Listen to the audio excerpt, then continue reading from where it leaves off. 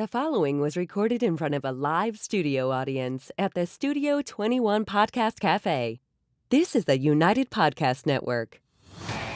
Welcome to the Pit Life BBQ podcast. Join us around the pit as we talk all things barbecue. Now here is your host, Johnny Maggs. What's up, everybody? Welcome back to another episode of the Pit Life BBQ podcast. I'm Johnny Maggs. Welcome back. Thank you all for tuning in.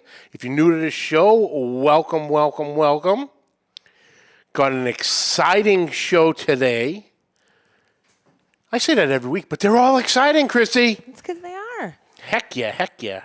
Nice. Where the hell? There we go. Hi, C-Mac. Hi, Kent. Look, I can do it for you. I like to help. Perfect. Share the bingo. Post done. Got that. He's not lonely, C-Mac. I'm here. C-Mac, while I'm thinking of it right now, book July 26th there, pal. We got a special guest on that day that I need you here for. If you can make it, of course. Hi, Uncle Steve. Uncle He said hi to Steve. himself. Uncle Steve, you give that little Stevie a hug and kiss from me. Happy birthday, sweetheart. She's 4 today. Oh, happy birthday, Stevie. Let's get going. Speaking of Uncle Steve, Chrissy. Yes, Johnny. Why is it that when I have a barbecue, nobody is coming? But you live next door, and there's a line down the street. Why is that? Because I'm using Uncle Steve's shakes, and you're not. Well, that's Which is not weird 'cause he sponsors the 100% show, true. so that's awkward. He does, Uncle Steve. He really does. Let's pretend that. Uncle Steve's shake has 12 varieties made of some of the freshest ingredients on the market, from the competition line to the smoke bomb, thick meat, gated shake for that little citrus flavor to your barbecue. Mm-hmm. Fantastic customer service because It's him. it is him. He is the judge, the jury, and the executioner, all in one. You call any of your shake needs, Uncle Steve will pick up the phone and he'll handle it for you or answer any of your questions If personally. you don't like the customer service, he'll put you through to HR, and that's still him. That's still him. Yeah, I guess. You know, he might throw his voice a little bit, but you'll get there. Check him out at UncleSteveShake.com and check out the Facebook group, Uncle Steve Shake Nation, for some giveaways, some other deals. You know, just he throws its stuff out at a whim. Yeah. Why did I just get an echo over there? Just checking. Oh, okay. Just doing my job over here. God, why you gotta call me out? So get yourself some Uncle Steve Shake. Shake some on everything. And we're also brought to you by Two Guys Smoke Shop and TwoGuysCigars.com. Whether I'm barbecuing or not, I always keep the smoke rolling thanks to my friends at TwoGuysCigars.com. Today I am smoking the Alfonso Production Limitada. Not even available at the moment, other than to us. Other than, see, hey, I'm smoking. VIP. That's right. Thanks to TwoGuysCigars.com, I get to smoke some of the best cigars in the world, and so can you. Just visit TwoGuysCigars.com for your perfect barbecue companion. That's the number 2, GuyCigars.com. Also brought to you by Backline Fabrication and Backline Smokers. Ryan Newland is building some of the wildest pits coming out of Austin, Texas today. 250-gallon, 500,000 gallons. His multi-tool charcoal grill slash plancha slash Santa Maria slash God knows what else. If you can think it, Ryan can build it. Ryan has different conversations with you through the process, and he'll take little bits and pieces of your conversation and add them to whatever cooking device you are having Ryan built from the ground up, I might add. Check them out at Backline Fab on all social medias. That's Backline Fab. Also brought to you by Magna Chef Gloves. Heck yeah. Our brother Alan Fonte knows a little something about fire management. He is a Miami-Dade firefighter. He has designed these gloves on every aspect of the barbecue game, made of 100% food-grade silicone. The patented magnetic clips for an easy on-off. You don't drop the gloves. Boom, right back on, and you're good to go. Heat rated up to 500 degrees, despite what C-Max is. Web fit for firm grip, one size fits all, dishwasher safe, and proudly made right here in the USA. Yep. Visit them at magnachef.com. That's Magna with an E, chef.com. And at checkout, use code ROYAL21, as in American Royal 21, for 15% off your order. Order a couple pairs for yourself. One for the barbecue trailer, one for the backyard, one for the kitchen. You can literally move your coals around with your hands, with the gloves, and not feel a thing. Mm-hmm. They are fantastic. You will not drop anything. It stays. Like, hear that. That's just the grips right there. Ribbed for the barbecue Ribbed for the barbecue pleasure.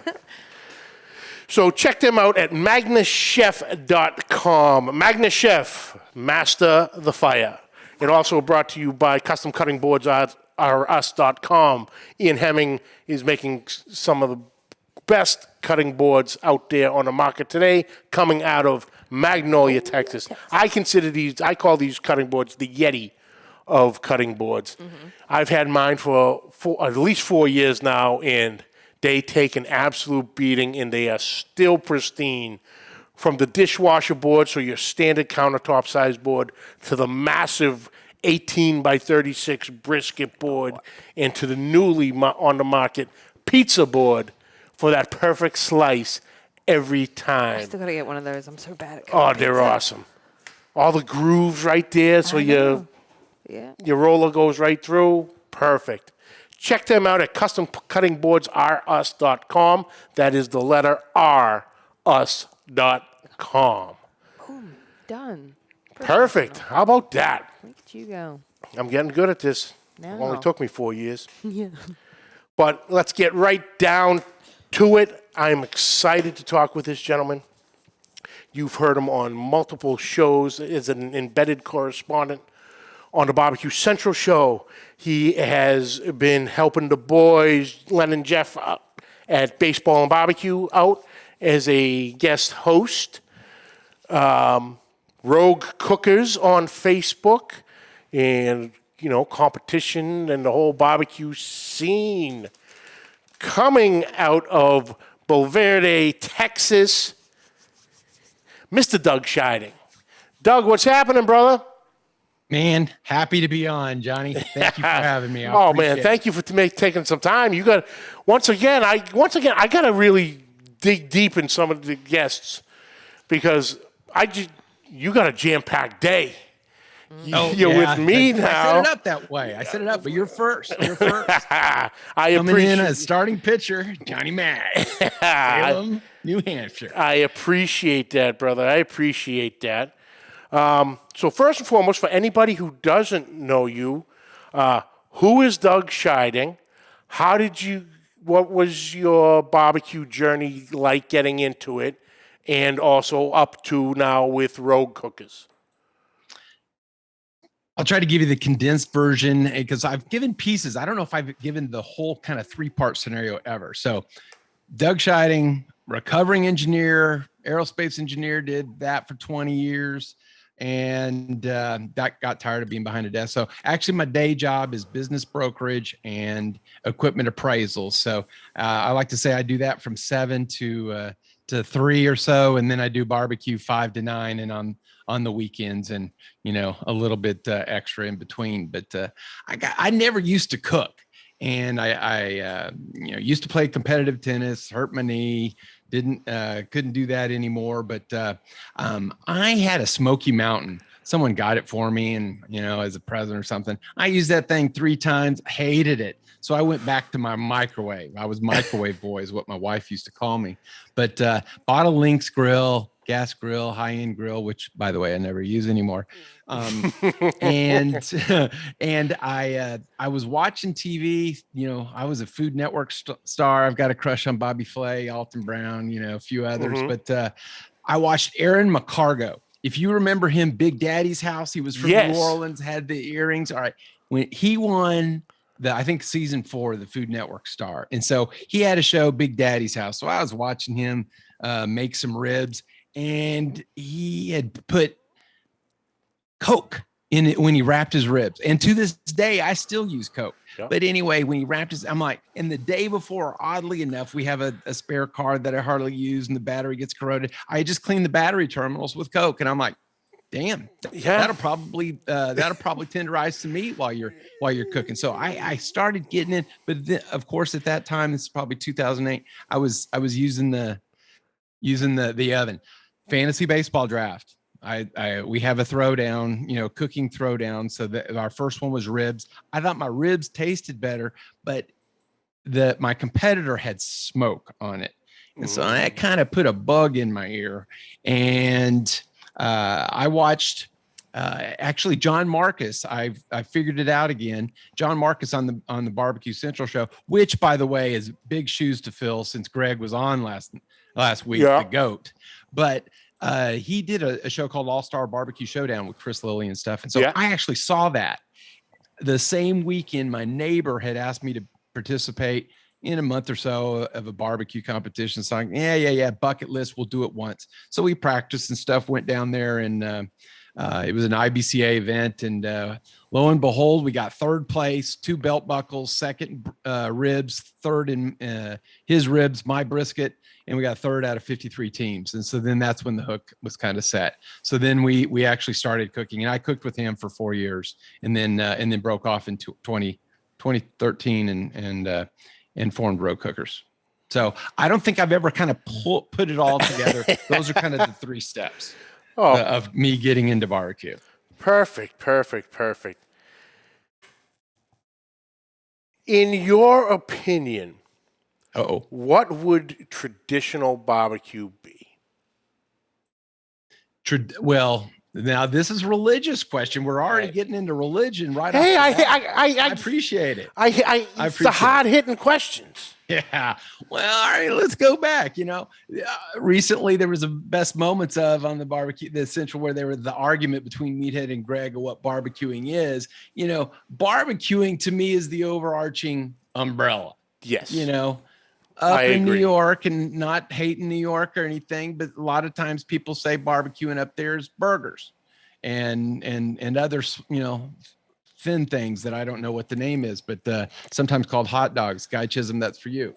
But anyway, so barbecuing is overarching. I mean, it can be high, it can be low. Smoking is, to me, smoking is low. Hot and fast is kind of, 350 and above. So last summer, I'm the geek. Went to Cabo, went to the beach, went to the pool, and I read Robert Moss's History of Barbecue, and then back to back, I read Adrian Miller's Black Smoke. Yeah. And it was just fantastic. And so, barbecuing goes way back and how they did it. And a lot of times, barbecuing back then was hot and fast as well. Yep. So, some low and slow, but, so it really kind of depends on your background, where you live and what you consider barbecuing. So that's a long answer, but it's complicated.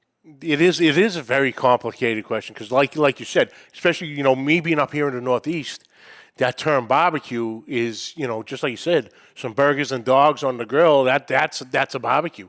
At least me growing up, it was, we're going to have a barbecue. All your aunts and uncles and cousins are coming over. We're going to have a barbecue. And it was burgers, dogs, maybe some steaks on occasion. And pork chops, maybe. Yeah, pork chops and chicken. That was barbecue. Then you eventually started going on vacation. And you start going down south, and it's like, wait, what is this brisket? I don't know what that is, but it tastes delicious. And then you get into it, and then like you said, with barbecue pit masters and all stars and smoke, all those, right? You get the famous last words. I can do that. Oh yeah. and then you really get into it, and then So that barbecue, I like how you said it is the umbrella. And then you got the little branches, depending on, it's regionality. You got grilling, which is more hot and fast, and then you've got smoking, which is underneath it. But barbecuing is the overarching. Is the over-under. I love that answer. So, on the competition circuit, how long have you been done that? Because I see some hardware behind you. I'm not quite sure what that is over your left shoulder, but I definitely know over your right one, I believe our friend Clarence Joseph calls that the bow leg trophy, which would be from the Houston Livestock Rodeo. That's Houston, yes. So how long have you been on the barbecue circuit and competition, and what made you want to start competing? Well, the that first contest we talked about was back in 2009 with my neighbor, September of 2009, down here in San Antonio. So that was our first one, and then we actually cooked on a borrowed pit that night. Had a grease fire at 2:00. We didn't even know enough.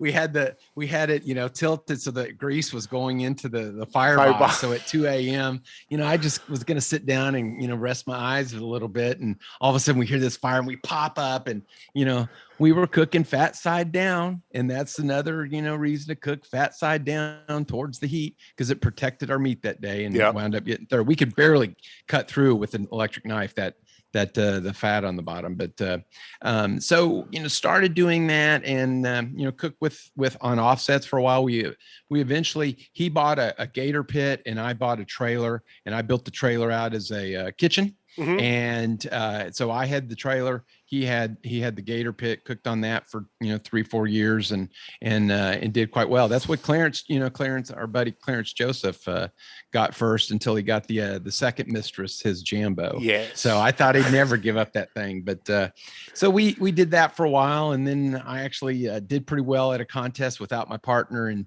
he kicked me off the team and said, when you made the rogue decision to cook your own recipe is when you decided you're no longer part of the team, and thus the name Rogue Cookers. Okay. And so that was the San Antonio Rodeo, got second in brisket, 16th in chicken, and 4th overall out of 300 teams. And our buddy CJ has won that a couple of times. Yep. And so my best showing is obviously that 4th. But so that, the end of that year and the beginning of 2013 is when I started cooking. I cooked on barrels for a while, ugly drum smokers. And I actually used to make them. That's kind of what I learned on once I started, getting the need to kind of use smoking as, smoke as an accent.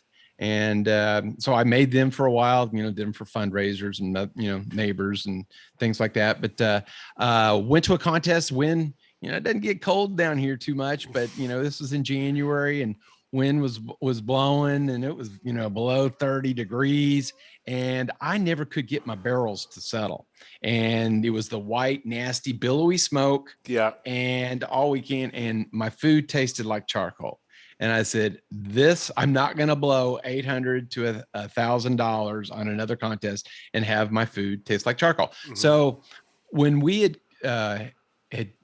we got asked to cook the Jack in late 2013 and as a cook by the Houston Rodeo winner. And we went and they had pellet cookers. We had never really even seen or heard of pellet cookers. And I'm like, man, these people are professionals. They do this all the time. And they all had a pellet cooker in their arsenal. So that's where the bug got in my ear. And I'm like, yeah, I'll buy one. So I went to the mall, bought a Traeger, $1,000. I'm like, I always sell it on Craigslist if I don't like it and stuff. And so again, I went and cooked a Western Wood event, 150 teams, and wound up, I think I got 14th in ribs and 12th in brisket, cooked everything on one pit. And, at 150 teams, I'm like, okay, I can do it. And it was about a couple years. I mean, I think I was the first one to cook exclusively all 3 meats, all turn-ins on a Traeger here in Texas. Okay. First couple of years, people complained, promoters would come and I know I got to check it out. I'm like, it lights the fire once.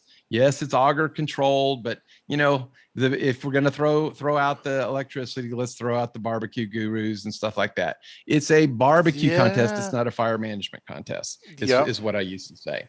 In fact, that's a good quote. I'm going to put that on my website. And then that's a great point too, of, you need the electricity to run the pit, but you also do need the electricity to run the gurus and the, the other fan assisted stuff. The fans, remote thermometers, you name it. I mean, there's all kinds of, so anyway, but I'd be for allowing people to use propane, and I'm one of the, use whatever you want. If you can cook better barbecue on a gas grill and it beats mine, then I need to do better. So I've always competed all my life. I'm always goal oriented. And so when I couldn't play tennis anymore, this took the replacement of playing tennis. I actually played one time at the US Open courts up at Flushing Meadows. Okay. One time we won the USTA local, we won state. And then 1 year it happened to be up there. So that was actually probably one of the thrills of my tennis career. But anyway, so I like to compete, and to me, it just, it's, and I say it's like golf, you do what you can do that day, and, let the chips fly, but you can't worry about other people and what they're doing. So, forget the shigging. Oh yeah. Yeah. I hear a lot of people say that, if you go to a competition and you start going, oh, this team X is here, team A is here, team J is here, you've already lost. No, exactly. Now I will look to see who's got the white billowy smoke coming out. Yeah. I'm like, okay, they're probably not going to walk too much. But that's actually why I started listening to the Barbecue Central show years back. Not when I think, he was 08 or so, but it was like in 09 when I started listening to him. I wanted to bring outside flavors in and not use the same flavors that everybody else was. So actually that's my chicken. I used Harry Sue's jailbird chicken on my chicken. No one was using it in Texas at that time. And it had a different taste, it had a different look, a different flavor. And that's one of the reasons I started getting into barbecue podcasts, specifically Barbecue Central show in the beginning, and the round tables that he would have. And I'd listen to those things 5-6 times. Mm-hmm. Making notes every time.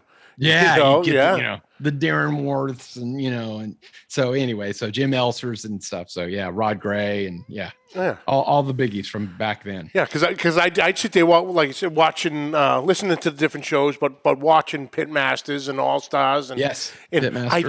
I'd sit there with a notepad next to me and just watching, because on the weekends, it's on from Saturday afternoon till Sunday night, just on a rotation. So you see the same ones over and over, and for some reason they never got old. But I'd be sitting there, and I think might have been one of the All Stars, and it was funny because it was Mo on, and when he was still cooking on strictly the eggs. So this is at the beginning. Yeah, that is going back, and it shows in the trailer, and most of the stuff on the label would have, the electric tape over it, or duct tape. Uh-huh. But in one of the episodes, you could see half of 2 bottles of each one was a half of a Blues Hog barbecue sauce as he was making the sauces. It's like, okay, Blues Hog, look into that.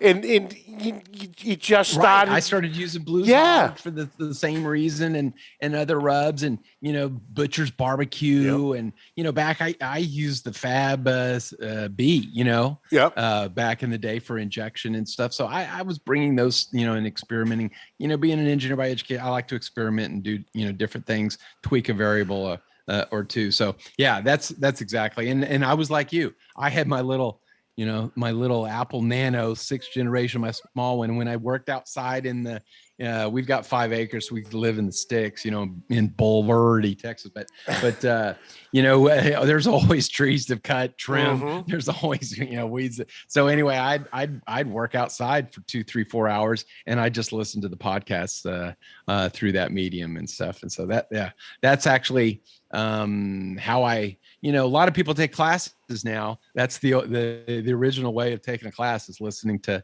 you know, to podcasts and stuff that that you can learn information from. Oh yeah, because you know, by day I'm a mailman, so I'm by myself I'm by myself all day. So that's all I do. I got the whole list of all the barbecue podcasts. I just go right down the line till I finish all the week. You know, gets me through the whole week, and you know, every day there's a new one coming in, and you know, and picking up little things. You know, they're talking with this guy, this lady, this restaurateur, and just picking up the things. So I'm constantly in school. You know, and I love it, because it's like, oh, I'm going to try that. Right. Well, that's I love to learn. Yeah. Love to learn. Yeah. So with the barbecue rubs, you actually have a couple coming out sometime this year, don't you? Yeah, we're actually in the final stages of, I've got a brisket rub that's been finalized, and right now I'm working on an all-purpose rub that I've been working on for a few years, and I just got a final shipment, another shipment of another take on it, and I'm going to cook with it.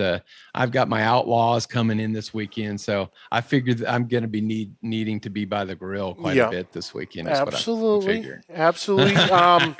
Do you got any time frame or idea of a release date? Well, I think we're close to settling it in, and you know, I think so. Now I've got to get, you know, the labels designed, and then get the plates, and then get some of those, and then I think we'd be ready to go. Okay. So working with a pretty large co-packer on that. So, you know, I'm part of, you know, I'm sponsored by, you know, I'm a consultant to Traeger and a consultant to Head Country. So I'm doing it through Head Country, and you know, so yeah, I can't wait. Yeah, that'll be good. That'll be definitely checking those out.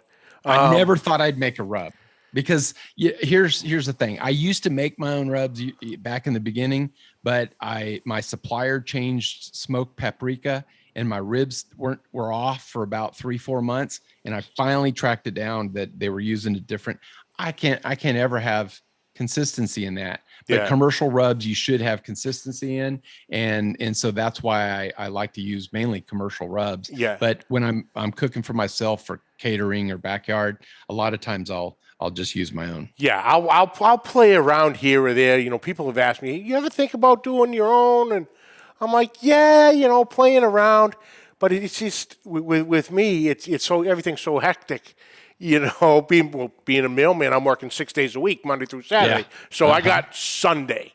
I got Saturday night and Sunday, you know. So to sit there and try to finagle and play with the rubs, there's like you said, a lot of them.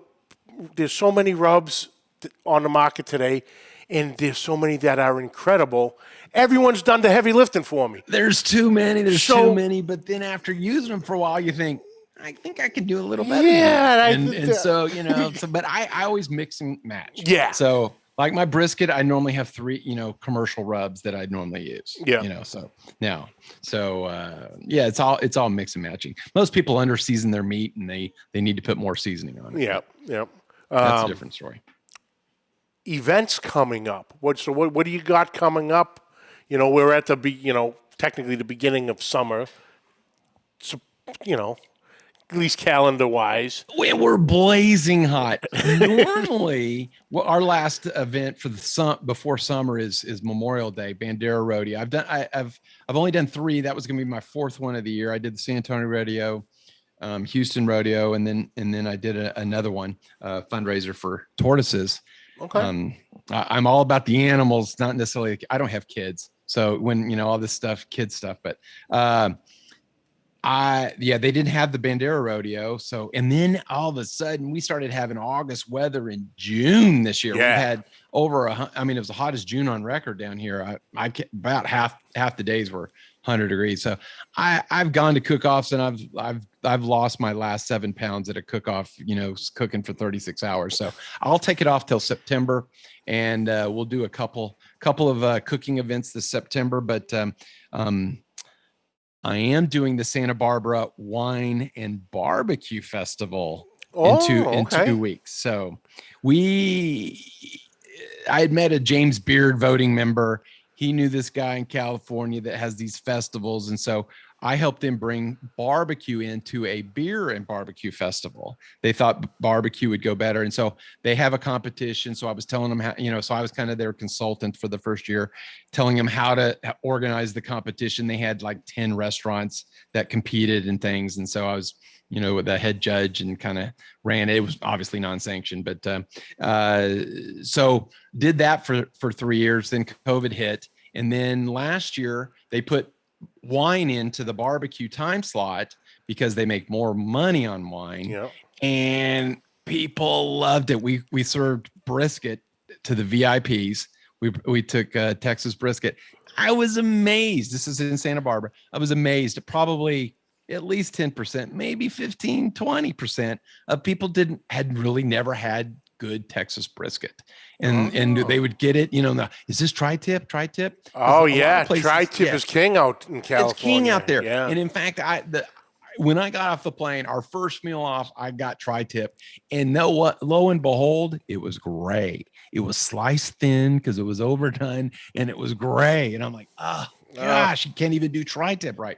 So, so anyway, but so people, like, oh, this is brisket, because it's such a tender mouthfeel as compared to tri-tip, because tri-tip is more like a steak, cooking medium rare if you do it, or at least that's the way I do it. So anyway, it was a huge hit. And on the news that night, I know I was actually staying with the guy that runs and owns the event, and they led with barbecue, and the wine people led with. He goes, okay, you're in with the wine and barbecue, which is fantastic because I used to be on the Wine Society of Texas board of directors. Perfect. And we have a wine room. I have hundreds of bottles of wine. Let's just say, I'm not going to say how many, but anyway, so wine is perfect for us. And so we're actually going to go up there. We're going to spend a day before.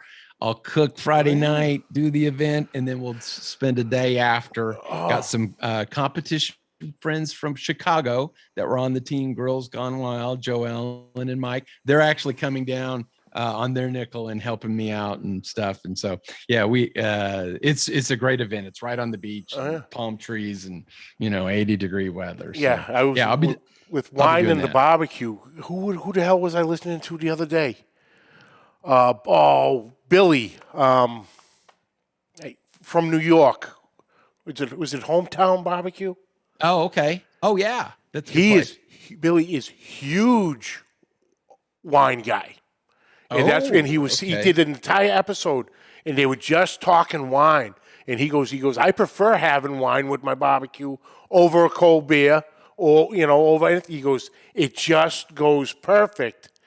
He goes, he goes, I forget he goes, it sounds weird, but it is an incredible match.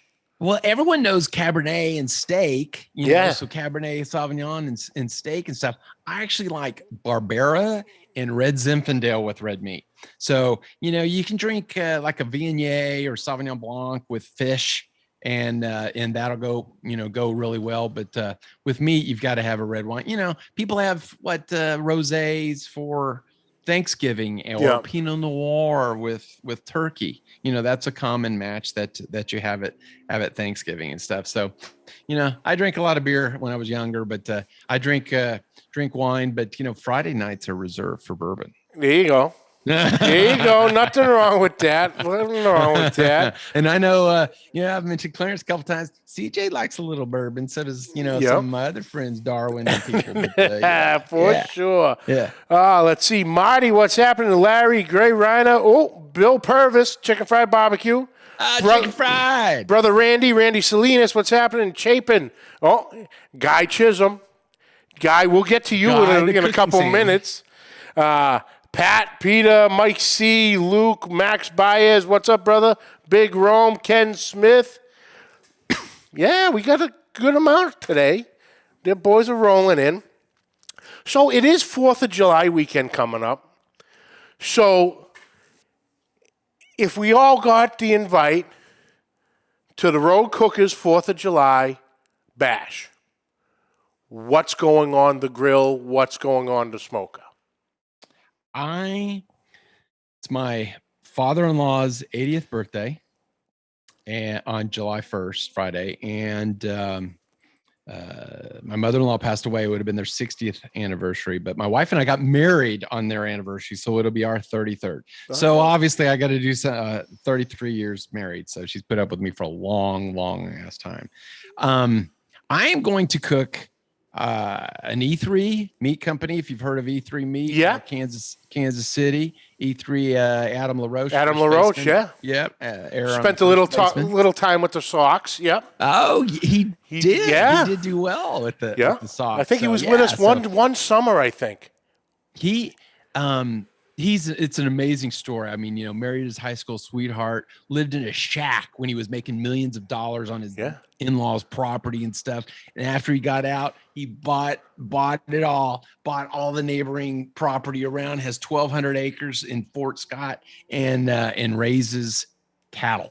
Yeah. And they grade out at over 60% prime, which is kind of unheard of, from a private ranch. So I'm going to be cooking brisket and beef ribs. That's going that's the menu for Friday. I'm going to try a few new things. Well, I've Frito pie for the kids because I've got some nephews that are coming in. So I've got, some Frito pie going on with some ground meat. I think I've been really into hamburgers this year. My wife talked me into hamburger hump day. So I've got some hamburgers that I'm going to do. I just turned in a recipe for, it was a Food Network recipe that you had to blend mushrooms in 25% mushrooms in with your meat. And then turn in. Yeah, it was pretty good. So I actually did I called it the Texas Smokehouse. It's blended mushroom and bacon burger. So I blended some bacon along with mushrooms with the meat, and then put some crispy onions on it, American cheese, actually cheddar cheese, and some chorizo. So it's actually a pretty good looking burger, but good taste. Nice. So I'm gonna do that, and then. I'm going to try something new. Chicharron De Rib Eye.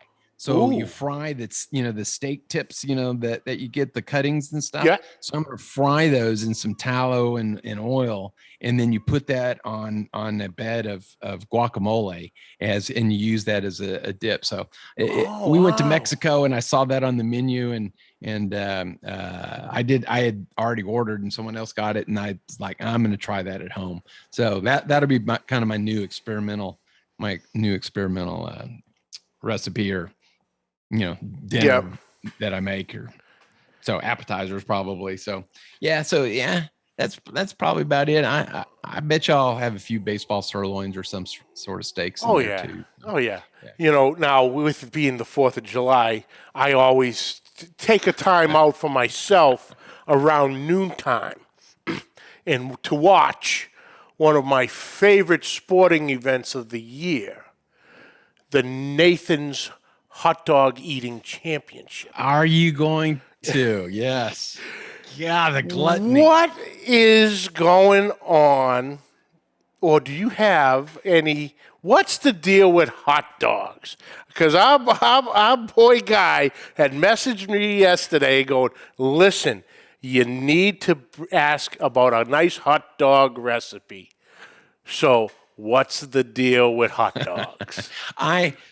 I had a moment, I got asked about hot dogs and if I liked them, and I kind of went into a rant about how I don't like hot dogs. The only time you eat a hot dog is when you're at a baseball game and you put a lot of chili, a Chicago dog, and just that is the only time. Maybe if you're on the streets of New Orleans, maybe. But hot dogs have no taste. They have no taste. You have to have an accompaniment of things on it to make it taste like anything. People fight me on this. How can you be this way?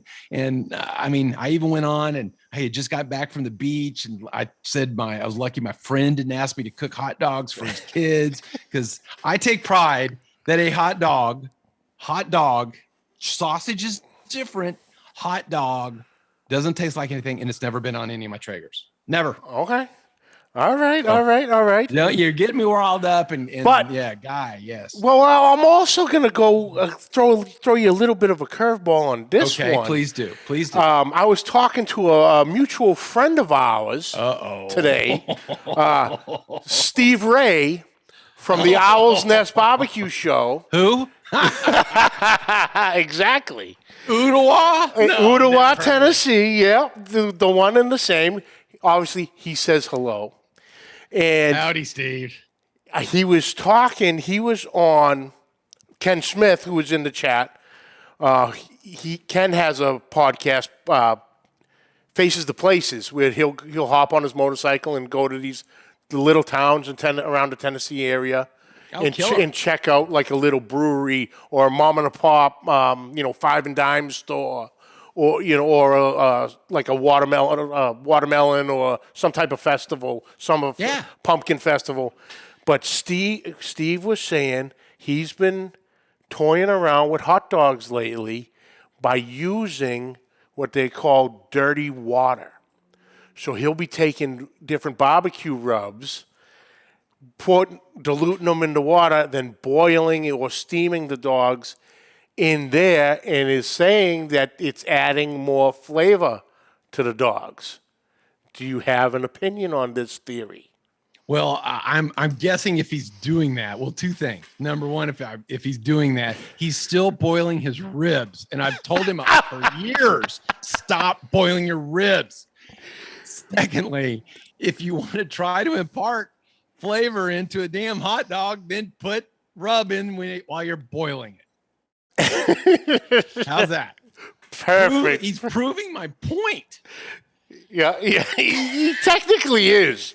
But he's proving my point. Dirty water, right? Yeah, we got a little chuckle when we were on the phone about that. I go, Steve, I'm bringing up your dirty water hot dog trick. He goes, definitely. He goes, you'll get a little bit of a rise out of him. I'm like, all right. I'm sorry if I gave up his secret about him boiling ribs too. I apologize. I apologize for letting that out. Oh, that's fantastic. So while we're coming to the end here, but I would be remiss. How did you get into the podcast game? With Barbecue Central, with baseball and barbecue. When we won, I was the vote fan of Barbecue Central show, et cetera. And then, when we happened to win the Houston rodeo, and I beat the GOAT, Darren Worth, Lord knows how. Mm-hmm. But, Greg gets the people, winners, of the large majors on and stuff. And so he asked me to come on. And so I came onto the show. And so I think I did well enough. I stopped on the side of the road because I was actually driving back from Houston, their opening ceremonies of the rodeo and stuff. And so he talked to me afterwards and said, "Hey, I'm trying to branch out from KCBS." Because you remember he used to be KCBS and NBN and in Florida, barbecue. That was back in early, 2015. So this is February 2015. And hey, I'd like you to kind of report and be my Texas reporter, embedded correspondent, if you will, for Texas, and kind of update me on all things going on in Texas barbecue. So I got him, some guests, and I'd come on quarterly and kind of give him an update of kind of contests and different events and things that were going on in Texas, and, what new barbecue sanctioning body had started or closed that year, since we have 5 right now, but different story. So anyway, that's actually how I got started with podcasting. And as a business broker, I actually had been contacted by our iHeart America, and they wanted us to do a 13 episode series on business brokerage on different topics and stuff. So I had done it, as myself, but we had producers kind of online and stuff. Mm-hmm. And so I had done it. So I had toyed around with it some, and that's how I got in. And then, I think he had a round table with myself and Clint Cantwell and Patrick Paquette. I think that was the third one. So that was kind of the precursor of the embedded correspondent segment. And then he, Greg made that a regular. And so that's when I started appearing on that show. And then I was a guest on Baseball and Barbecue, and got along well with Lynn and Jeff. And, my favorite baseball moment is being at the no-hitter, the Mets, no-hitter with Johan Santana. Yeah. I've been to 16 of the ballparks. I've been in fantasy for 22 years, as we talked about, the throwdown at the live fantasy draft and stuff like that. So played baseball when I was a kid some, and so I love baseball now. I do, and I'm a we travel with friends that are the Cardinals, and I'm a Cubs fan. So I could talk about both, and we just kind of hit it off. So yeah, that's kind of how it is. Perfect. Yeah, because I know we set it up today that you got on with me, then you going a little while with a guest host with Len and Jeff, and then with Greg this evening. Yeah, so and embedded correspondent. So I'll be on, as Greg says, for the 79th time with Baseball and Barbecue. But hey, if I can, I'm going to shout out 2 of your sponsors. Absolutely. Yeah, MagnaChef. Those things are the bomb. Those are fantastic. I know Alfred. I actually have 2 or 3 pairs of them, and a guy gave me my first pair, and I'm like, these are great, because I always used to lose my glove. Yeah, it's got the magnet and everything, and it's much better than my other, and it's just fantastic. And then the other one is Ryan of Backline. He was building wild pits years ago. Yeah, I went to it's the Buda Wiener Dog race and barbecue competition. They actually race wiener dogs. They have like 600, and it's held in conjunction with this barbecue. It's one of my wife's favorite place events to go to. So it's hilarious. So I met, that's actually where I met, and he was cooking on some spider looking pit. I'm like, what is this guy gonna do? He actually placed and got a couple of calls, and just saw him recently, and he was making a birch barrel before birch barrel came out, where, it's got the barrel, and he had a tripod and everything. He had one at the San Antonio rodeo. I cooked next to he and JB Barton Barbecue, so I cooked next to them at the San Antonio rodeo. Fantastic guy. He builds great stuff. Oh yeah, awesome. Well, Doug, thank you so much for taking the time. This has been an awesome conversation with you. Just thank you so much. Where can everybody find you on social media? Social media, I am Rogue Cookers across the board. I spend more time on Instagram, so I post almost every day, usually 5-6 times a week at least. Most of the time, every day. Rogue Cookers on Facebook. I've got a group on Facebook. I'm going to start doing some YouTube stuff. And I've got a website actually that's going to launch next week. So people go to www.roguecookers.com. That'll have my events, upcoming events, and things like that, and partners who I'm associated with, Traeger, Head Country, and E3. Perfect. Awesome. Well, Doug, thank you so much. Thank you. My pleasure, my honor. I'll stick around 1 second. Let me just close it out. I'll jump right on back on with you and close it out with you. Sounds great. All right. Chrissy. Johnny. You all packed, ready to go? You're on Not vacation next week. I know. I'm going to be in North Carolina. Chia wine, Duke's mayonnaise. Okay. You will not be disappointed. Oh, I thought that was your order. I'm bringing you a case of each back. No. I'm working on the chia wine. I need to know where the bring good me barbecue is. I'm going to work. I'm going to call. Right. I'm actually going to call Matt Hussey, the Hungry Hussey, Okay. and Tell me get where to his, because I think he's in that area too. Right. So I will write it down, and I will get with him. Then I will get with you.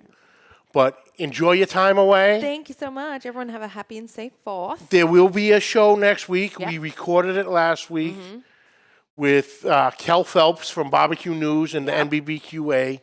Great conversation. So 5 o'clock next week. I will not disappoint you, and there will be a brand new episode coming out. And I'll somehow be here, even though I'm in North Carolina. Figure that Yes. inception out. And I will miraculously be here because I'll still be out on the road day after the holiday and all the vacation starts. So Well, that's how committed we are. We're here, but we're not here. Figure that. We're magical. I know. We are. And on that note, Chrissy, Okay. let's get the hell out of here. Oh, okay. Should I play the music part? Yeah, let's do that. Okay, cool. That's it for this week, folks. I'd like to thank you all for joining us. Catch the audio wherever podcasts are found. Catch the video on Facebook and YouTube. On YouTube, hit that subscribe button and notification bell. You have all our episodes right at your fingertips. On social media, find me at all the links down below. Questions and comments, please send them to Pit Life BBQ podcast at gmail.com. And like always, subscribe, like, rate, and review. Hit that share button. Everybody, enjoy the 4th. Stay safe. Fire up those grills. Put some smoke in the air. And until we see you next time, keep the smoke rolling. The views and opinions expressed by the hosts, guests, or callers of this program do not necessarily reflect the opinions of the Studio 21 Podcast Café, the United Podcast Network, its partners, or affiliates.